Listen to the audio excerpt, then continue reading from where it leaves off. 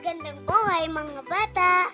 Tara, samahan ninyo akong matuto kasama si Teacher Aika, your online teacher. Please don't forget to subscribe, like, share, and hit the notification bell for more videos. Thank you! Revised K-12 Curriculum, Math Grade 3, Quarter 4, Lesson 1, Day 2. Our topic for today is about illustrate that multiplication and division are inverse operations. This is Teacher Aika, your online teacher. Let's start! Learning objectives. At the end of the lesson, the learners are expected to shows the inverse operation in multiplication and division. Write the inverse operation in multiplication and division. And apply the inverse operation in real-life situations. Directions. Draw the hops on the number line and write the correct division sentence. Number 1. 18 divided by 6 equals 3. In number line, 1, 2, 3. 2. 12 divided by 3 equals 4. In number line, 1, 2, 3, 4. Number 3. 8 divided by 8 equals 1. In number line, 1. 4. 16 divided by 2 equals 8. In number line, 1, 2, 3, 4, 5, 6, 7, 8. 5. 20 divided by 10 equals 2. In number line, 1, 2.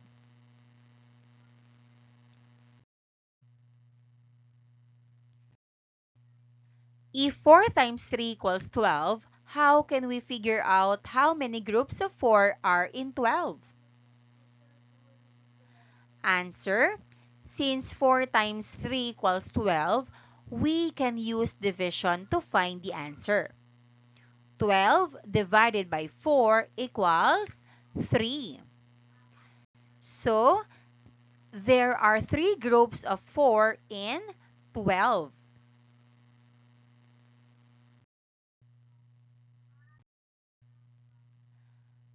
Let's read. Child, take these 3 pieces of hotcakes for your snack. I already put 4 banana toppings on each one from our garden. Added Aling Hilda to Jomel. Jomel took the snack and carefully placed it in his bag. He kissed his mother and walked to school. How many banana toppings did Aling Hilda put in her child's snack in total? Answer: Aling Hilda put 12 banana toppings in her hotcakes.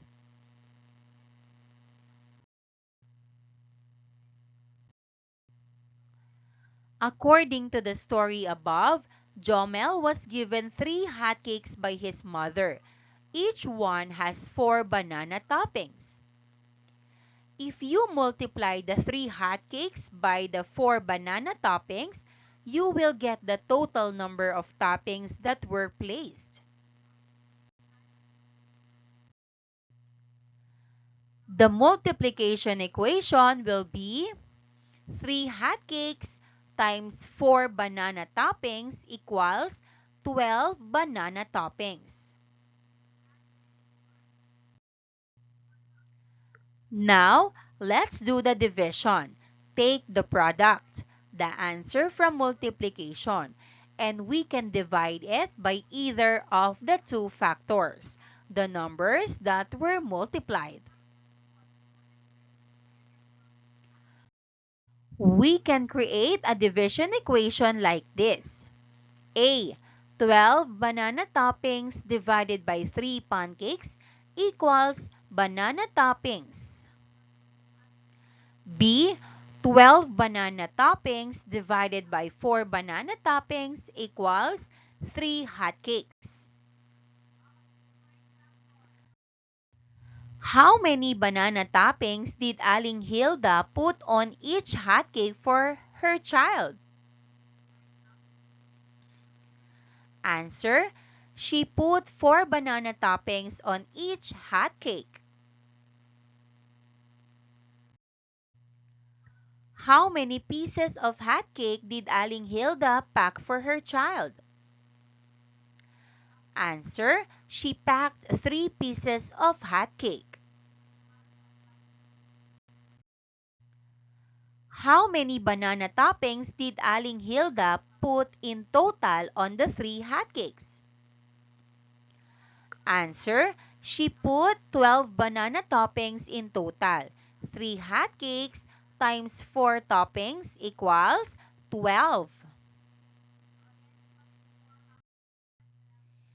If Jomel has 10 pieces of hotcake, how many banana toppings would there be?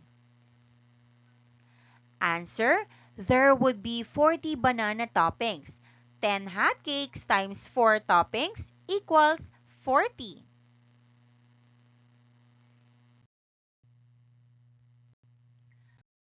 Directions: solve the multiplication sentence in column A. Write its inverse operation in column B. 1. 9 times 4 equals 36. A. 36 divided by 4 equals 9. 2. 5 times 4 equals 20. B. 20 divided by 4 equals 5. 3. 10 times 3 equals 30. C. 30 divided by 3 equals 10. 4. 3 times 4 equals 12. D. 12 divided by 4 equals 3. 5. 9 times 5 equals 45. E. 45 divided by 5 equals 9.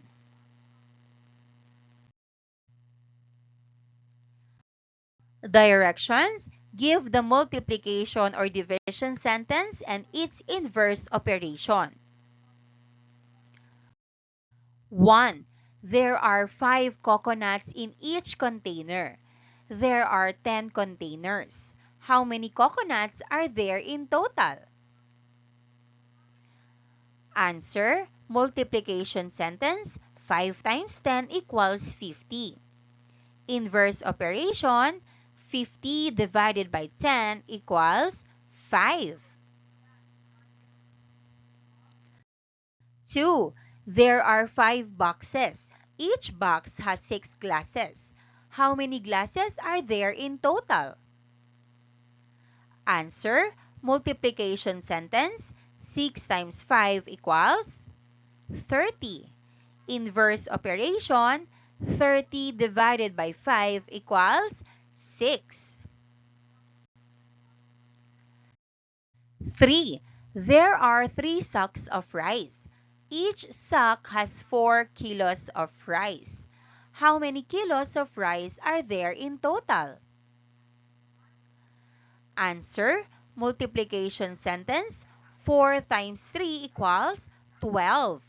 Inverse operation: 12 divided by 3 equals 4.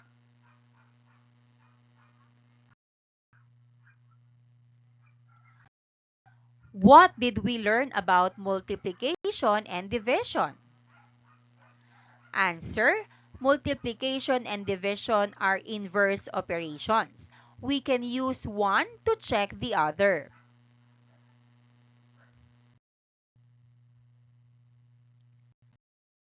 Directions: solve and give the inverse operation for each number. First column equation, second column inverse operation. 1. 10 times 5 equals 50. A. 50 divided by 5 equals 10. 2. 9 times 4 equals 36. B. 36 divided by 4 equals 9. 3. 45 divided by 5 equals 9. C. 9 times 5 equals 45. 4. 100 divided by 10 equals 10. D. 10 times 10 equals 100. 5. 27 divided by 3 equals 9. E. 9 times 3 equals 27.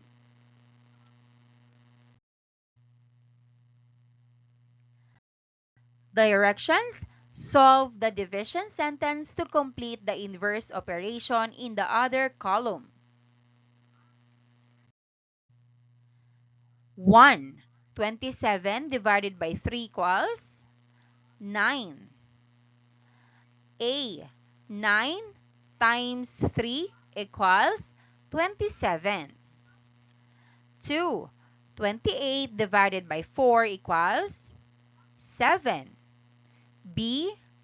7 times 4 equals 28. 3. 8 divided by 2 equals 4. C. 4 times 2 equals 8. 4. 45 divided by 5 equals 9. D. 9 times 5 equals 45. 5. 90 divided by 10 equals 9.